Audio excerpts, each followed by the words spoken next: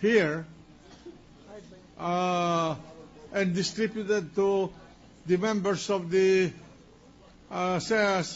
senator judge Senate as an impeachment court, including the presiding officer. So I thought that you were alert enough to get your own copy. We have a copy of the AMLA report, You Senate have? President. Yes, it was the PowerPoint presentation supposedly prepared by the GSIS or SSS, the COA, I'm sorry, COA commissioner, which we would like a copy Then of. the clerk of court will communicate with the ombudsman and get a copy of the soft copy of that PowerPoint presentation. If not, communicate with Commissioner Heidi Mendoza, who was here. Mr. President. Thank you, Senate President. And present it to them under receipt so that we can hasten this proceeding. Mr. President. Mr. President, may we also request that the soft copy be given to the senators? Because I have a copy of the... I would suggest that we will give first the defense so that they can prepare their case before we get a copy of that document for the users of the court. Yes, Mr. President, just one point. The reason I think, I may be mistaken, that they want a soft copy is because the photocopies that were provided us are black and white, but the presentation was colored, so many of the figures are unclear. So even the senators would like to have copies of the soft copy. Mr. President, Mr. President. Yes. Mr. President. I am informed that we have a copy of the soft copy. So we will just ask the Secretariat to burn a copy for the defense. Now, And those members of the court who would wish to have a copy. Mr. President, on the part of the prosecution, we also like to request a copy. Just a minute, just a minute. May I know from the clerk of court, we have a soft copy of the... All right, then produce the necessary copies and then distribute it to both the defense and the prosecution so that there will be no more excuse for any continuance. Thank you, Your Honor. Okay.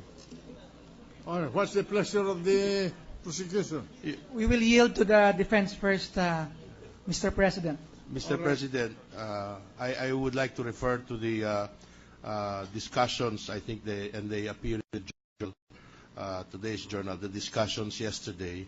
I understand that the Honorable Court is going to hold a caucus on Monday regarding this section of the Ombudsman. Who will participate in that connection is that, may we request... That is a function of the court. Yes, Your Honor. And both panels have nothing to do with that. Yes, Your Honor, precisely. May I request that, therefore, we be allowed to present the Chief Justice on Tuesday? No, Monday. Your Honor, there is... You have the whole weekend. And our caucus has nothing to do with your preparation. There is a, if I may, Your Honor, there's quite voluminous. And we would like to prepare, is simply quite some. That you will not think that we are biased against him, granted. Thank you very much, Mr. President. But there will be no further postponement. Yes, Mr. President. So, Mr. President, with that, may we be clarified? When do we resume session, Mr. President? With that, if we have no witness on Monday, so Tuesday.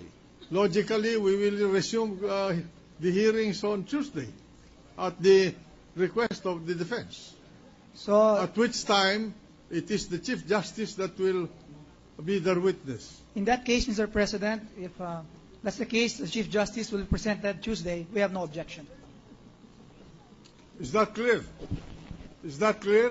Very clear, Your Honor. All right. And we are very heavily grateful to the Honorable Court for that The liberality and magnanimity, Your Honor. The the gentleman from Iloilo, do not thank us. We are doing this in the interest of justice. Thank you, Your Honor. Just a point of inquiry, Mr. Senate President. In our previous caucus, we said that we will decide this case by May 31, if I recall correctly. The Chief Justice will be presented on May 22nd.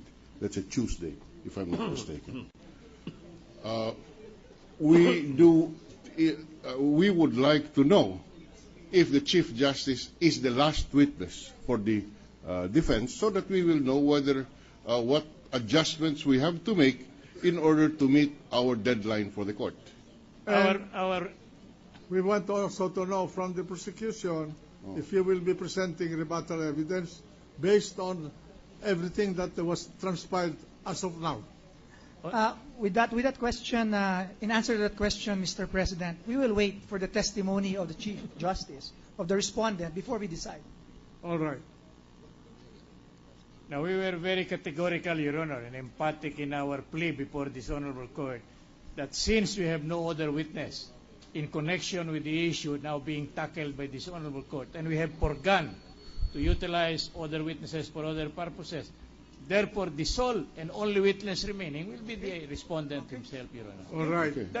That is, we made that clear on record, Your Honor. Now, let me finish first. Under our rules, there is no requirement of memoranda on both sides. What is required is the preparation of oral argument by both sides. So I would like to find out whether you are going to require a the submission of memoranda. But we have to deal first, Your Honor, after we close our testimonial evidence with an offer of all our documentary exhibits, Your Honor. We will immediately furnish.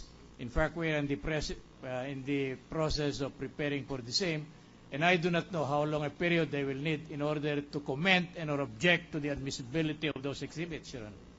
All right. But we will, after we close, Your Honor, maybe we will need only 2 days in order to submit. I think by this time, we have started. The whole case has already gelled deeply in the minds of the lawyers representing the two sides of this impeachment controversy. Yes, Your Honor. So it's easy to prepare your arguments based on your theory of the case, isn't it? That's right, Your Honor. All right. Mr.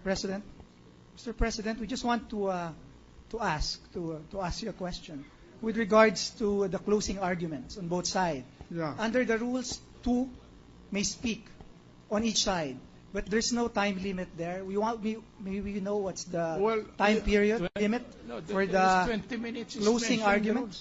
20 minutes according No, to no, the it's not. It's not under the rules. It's not stated. Well, it's up to you to select who is going to argue for No, you. Mr. President, our question is, how long are we allowed? What's the time limit 1 for hour. the 2? Total of 1 hour. Thank you. 1 hour each. That's my recollection of the rule. Under the rules, there's no. Just it's a not. minute. Okay, 1 hour each side. Thank you very much, Mr. President. Thank you. The Senate President is verifying. Can I have a 1-minute suspension of the trial, Mr. President? So,